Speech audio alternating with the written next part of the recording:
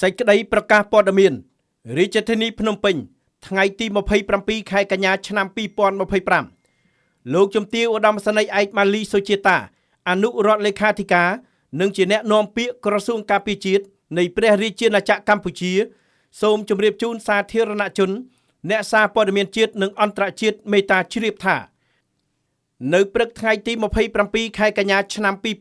2025វេលាម៉ោង 11:52 នាទីយោធាថៃ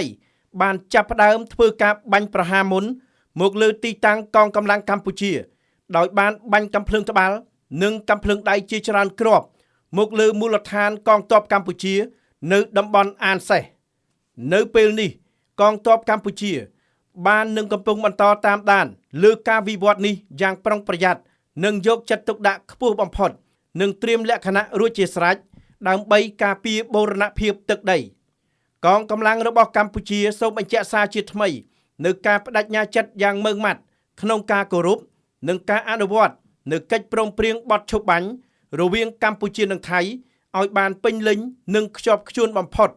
ដោយបន្តសហការគ្នាឲ្យបានជិតស្និទ្ធនៅគ្រប់កម្រិតនិងស្វែងរកកិច្ចសហប្រតិបត្តិការជាក់ស្ដែងសំដៅលើកកម្ពស់សន្តិភាពនិងស្ថិរភាពរវាងប្រទេសទាំងពីរក៏ដូចជាការវិលត្រឡប់ទៅរកប្រក្រតីភាពឡើងវិញឲ្យបានឆាប់រហ័សនិងអំពាវនាវឲ្យភាគីថៃអនុវត្តនិងគោរពឲ្យបានម៉ឺងម៉ាត់ដូចគ្នា